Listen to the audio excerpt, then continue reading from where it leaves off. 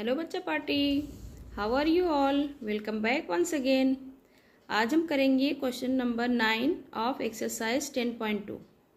Okay, so question number 9 is a 13 metre long ladder when set against the wall of a house reaches a height of 12 metre.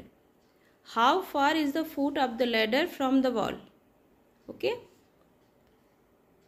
Question is that एक 13 metre long ladder है, ladder means सीढ़ी, जब किसी wall पे लगाई जाती है उस सीढ़ी को तो वो 12 मीटर की हाइट पे लगती है। अब जो वॉल का फुट है और लैडर का फुट है वो उनके बीच में क्या डिस्टेंस है ये आपको बताना है। ठीक है, सबसे पहले हम एक डायग्राम से समझते हैं इसको। Suppose this is your wall and this is ladder. Ladder आपने लगाया यहाँ पे, ये वॉल पे 12 मीटर की हाइट पे लगा। ओके, इस तरह से, and this is 12 metre height of wall and this is 13 metre length of ladder. ये डिस्टेंस हमसे पूछा है, ये डिस्टेंस हमें बताना है। So you can see here this is height, so it will be 90 degree. This is perpendicular, this is base and this is hypotenuse. तो यहाँ पे हम पाइथागोरस थ्योरम लगाएंगे और इस बेस का, ये बेस है, ये पाइथागोरस थ्योरम पे बेस्ड है ये क्वेश्चन। तो ये जो बेस है हमारा x, इसकी वैल्यू निकाल लेंगे तो हमारा फुट लैडर और वॉल के फुट का डिस्टेंस पता चल जाएगा। According to Pythagoras theorem, hypotenuse square is equal to height square plus base square. Hypotenuse हमारा है 13 स्क्वायर, हाइट है 12 स्क्वायर प्लस बेस है x square. X square is equal to क्या हो जाएगा 13 स्क्वायर। अब ये 12 स्क्वायर इधर जाएगा तो -12 स्क्वायर। 13 स्क्वायर होता है 169 माइनस 12 स्क्वायर होता है 144। इसको जब माइनस करेंगे तो आ जाएगा 25। 25 किसका स्क्वायर होता है 5 का। Okay, x square is equal to 5 square, square square cancel, x is equal to 5 metre. This is your answer. Okay, next question. Question number 10 is two poles 18 meter and 13 meter high stand upright in a playground. If their feet are 12 meter apart, find the distance between their tops. Okay, दो पोल हैं 18 metre 13 metre height के, जो कि सीधे खड़े हैं। Okay, upright means they are standing at right angle. Okay, और उनके फीट का जो डिस्टेंस है वो कितना है 12 मीटर। अब हम उन्हें टॉप का डिस्टेंस बताना है, तो पहले इसको डायग्राम से समझते हैं। ये 2 पोल्स हैं, एक 18 मीटर हाइट का है, एक 13 मीटर का। इनके फीट का जो डिस्टेंस है वो हमें दिया है 12 मीटर। ये आपस में 12 मीटर अपार्ट खड़े हैं। इनके टॉप का डिस्टेंस हमें बताना है, दिस। ओके, अब यहाँ पे आप देख सकते हैं ये 12 मीटर है। यहाँ से अगर हम इस लाइन को ज्वाइन कर देते हैं तो ये भी हमारा 12 मीटर हो जाएगा। ओके, यहाँ से यहाँ तक डिस्टेंस 18 है, यहाँ से यहाँ तक डिस्टेंस 18 है, ये 13 मीटर के बराबर है, तो इतना हमारा हो जाएगा 5। ओके, ये डिस्टेंस टोटल 18 था और ये पार्ट 13 मीटर है, तो यहाँ से इसके इक्वल में ये पार्ट भी 13 मीटर हो गया। ये पार्ट कितना बचा हमारा 5। क्लियर है। अब देख सकते हैं कि ये they are standing upright means they are standing at right angle, तो 90 डिग्री पे बने। ये हमारा बेस हो गया, ये हमारा परपेंडिकुलर हो गया, ये हमारा हाइपोटेन्यूज हो गया। इसी की वैल्यू पूछा है। क्लियर है। एक बार फिर से डायग्राम समझते हैं। दो पोल्स हैं 13 मीटर और 18 मीटर के, इनके फीट का जो डिस्टेंस है 12 मीटर है। अब हमने देखा कि इनके टॉप का डिस्टेंस पूछा है। अब सबसे पहले डायग्राम को हम क्लियर करते हैं। यहाँ से इस पॉइंट को ज्वाइन कर देंगे तो ये एक क्वाड्रिलेटरल बन गया हमारा, ये एक ट्रायंगल बन गया। क्वाड्रिलेटरल में तो सबके मेजरमेंट हमें पता है, ये 12 मीटर है, ये 12 मीटर, ये 13 मीटर, इसके सामने वाली साइड इतना पोर्शन 13 मीटर हो जाएगा। अब जबकि ये टोटल 18 है, तो जब इतना 13 हुआ तो ये 5 हो गया। क्लियर है?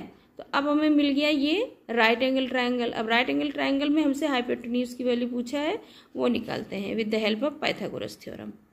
Again according to Pythagoras theorem, hypotenuse square is equal to perpendicular square plus base square. So hypotenuse is x ही पूछा है हमसे, परपेंडिकुलर है 5 स्क्वायर, बेस है 12 square. 5 square is equal to 25 and 12 square is equal to 144. Okay, so it will be 169, और 169 किसका square होता है? ये होता है 13 का स्क्वायर। क्लियर है? अब 20 तक आप लोग स्क्वायर नंबर याद कर लेंगे तो आपके लिए काफ़ी इजी हो जाएगा। एक्स स्क्वायर के स्क्वायर से इसका square cancel, x is equal to हो जाएगा 13 मीटर।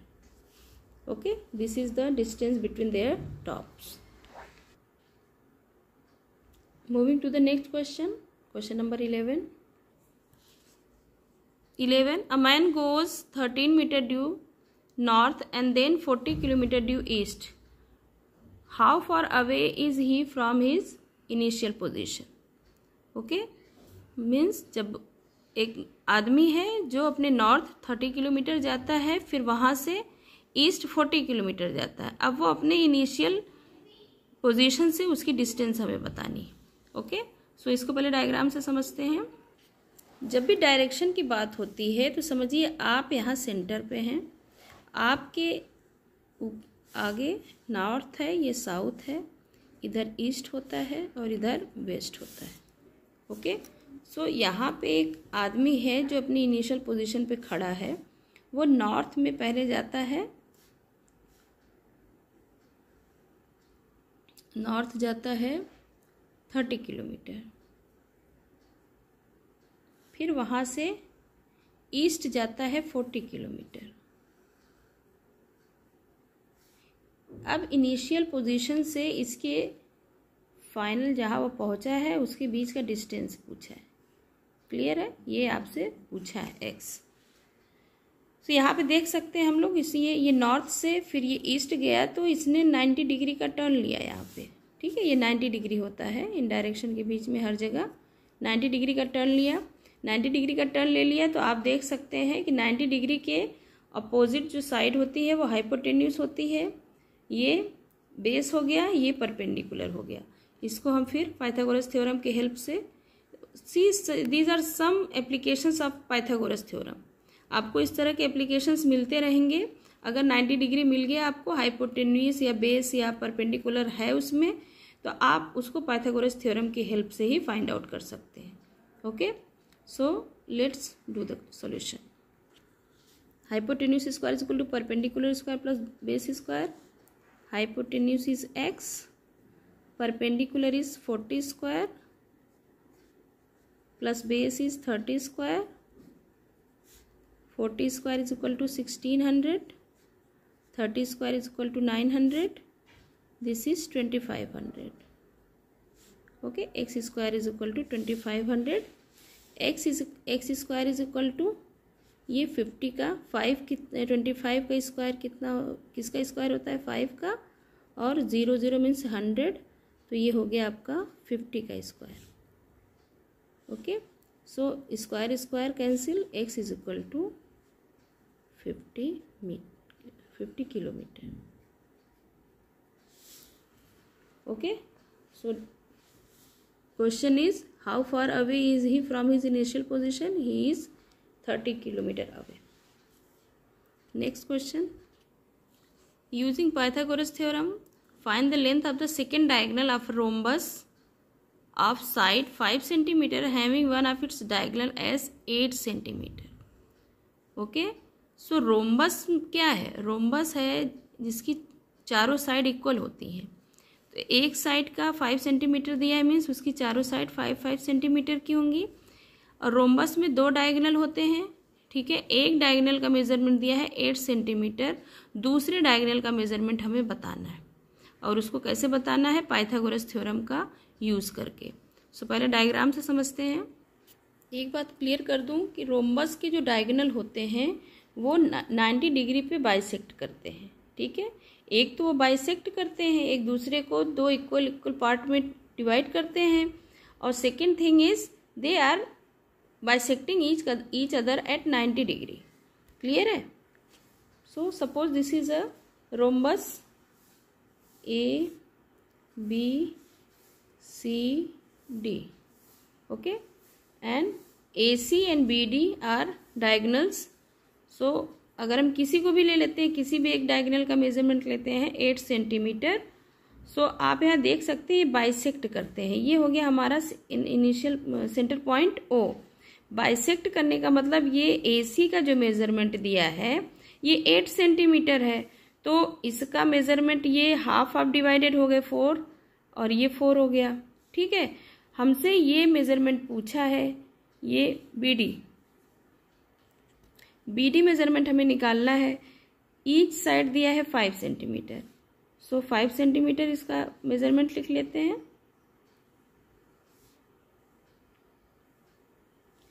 अब आप यहाँ देख सकते हैं, मैंने बताया कि diagonals of rhombus bisect each other at 90 degree. So हर जगह हमें 90 डिग्री के राइट एंगल 4 राइट एंगल्स हमें मिल रहे हैं। क्लियर है? अगर हम राइट एंगल में देखें AOB, ये 4 हो गया हमारा परपेंडिकुलर, 5 हो गया हाइपोटेन्यूज, और BO हमें निकालना है। ठीक है, ये देखते हैं अगर ट्रायंगल AOD, यहाँ पे भी हमें परपेंडिकुलर दिया है, हाइपोटेन्यूज दिया है, बेस निकालना है।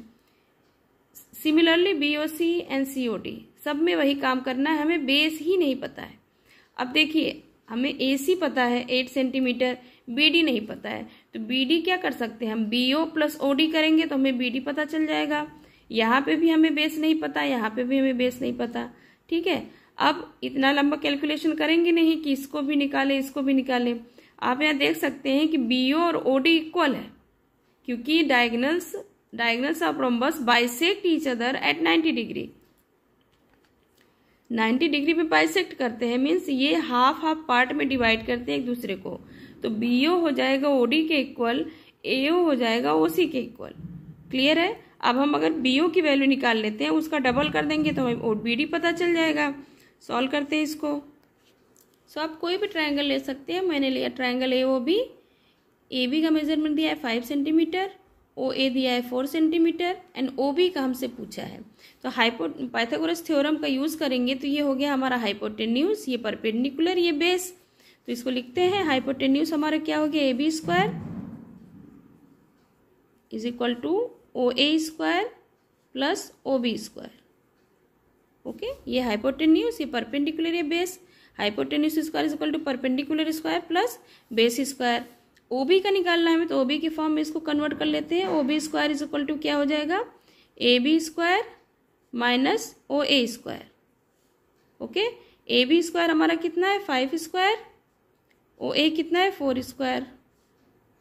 5 स्क्वायर हो गया 25 and 4 square 16 and this is 9। OB square is equal to 9। OB square is equal to, ये 9 किसका स्क्वायर बन रहा है, 3 का। स्क्वायर से square cancel, OB is equal to 3 centimetre. Now you can see OB is equal to OD। So OB plus OD is equal to OB plus OB। क्या reason देंगे, OB is equal to OD।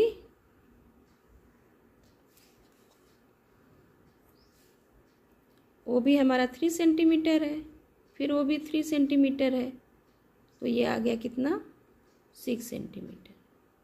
So AB is equal to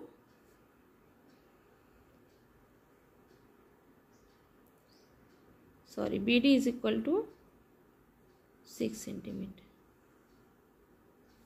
okay, now next question. The last question is, if the square of hypotenuse of an isosceles right angle triangle is 242 square centimeter, find the length of each of the other two sides of triangle. This is isosceles right angle triangle. Okay, isosceles triangle means when two sides of any triangle are equal, they are called isosceles. Right angle means वो triangle right angle भी हो और उसकी दो side equal भी हो। ठीक है, कंडीशन है कि वो ट्राइंगल राइट एंगल हो और उसकी दो साइड इक्वल है। तो दो साइड इक्वल हमारे परपेंडिकुलर या बेस ही हो सकते हैं, क्योंकि हाइपोटेन्यूज हमारा लॉन्गेस्ट साइड होनी चाहिए, वो डिफरेंट होनी चाहिए, उसके हाइपोटेन्यूज की इक्वल कोई भी साइड नहीं होती है। तो अगर आपको आइसोसेलेस राइट एंगल ट्राइंगल बोलता है तो परपेंडिकुलर और बेस ही उसके आपस में इक्वल हो सकते हैं, हाइपोटेन्यूज नहीं हो सकता है। सो इसको डायग्राम से समझते हैं। ये है हमारा figure isosceles right angle triangle. इसको हम नाम दे देते हैं A B and C, means this is right angle triangle, so 90 degree. इसके अपोजिट में ये hypotenuse, A C is hypotenuse. अब ए बी और बी सी हमारे इक्वल होंगे, क्लियर है। सो ए बी और बी सी का मेजरमेंट सेम होगा। ये अगर मैंने ले लिया एक्स तो ये भी एक्स होंगे। ओके, सो अगेन हमें हाइपोटेन्यूज निकालना है। हाइपोटेन्यूज इसमें दिया हुआ है तो हमें परपेंडिकुलर और बेस निकालना है। अब हम हेल्प लेंगे पाइथागोरस थ्योरम का। अब इसमें एक बात ये समझने वाली है, the square of the hypotenuse of N isosceles right angle triangle is 242 square centimetre. Means जो हाइपोटेन्यूज का स्क्वायर है वो 242 स्क्वायर सेंटीमीटर है। तो हमें इसका स्क्वायर नहीं करना है, यह हाइपोटेन्यूज का स्क्वायर दिया हुआ है। ओके, यहाँ पे आप कंफ्यूज नहीं होंगे। ये if the square of the hypotenuse, clear है। ये हाइपोटेन्यूज का स्क्वायर कितना है 242 स्क्वायर सेंटीमीटर। तो हम हाइपोटेन्यूज के स्क्वायर की जगह इसको टोटल लिखेंगे एज इट इज, इसका स्क्वायर नहीं करेंगे। ओके, सो हाइपोटेन्यूज का स्क्वायर हमारा दिया है 242, परपेंडिकुलर स्क्वायर हमारा x square plus base square is equal to x square. दोनों साइड सेम है because this is isosceles right angle triangle. So 242 और एक्स स्क्वायर को एक्स स्क्वायर से ऐड करेंगे तो 2x स्क्वायर। ओके, अब x square is equal to क्या हो जाएगा 242 अपॉन में 2। ठीक है, इसको हम कैंसिल करेंगे, 2 1 ज़ा 2, 2 2 ज़ा 4, 2 1 ज़ा 2। X square is equal to आ गया हमारा 121। अब 121 किसका स्क्वायर होता है बच्चों, ये होता है 11 का square. X square is equal to 11 square, square square will be cancel and x is equal to 11 centimetre. Clear है।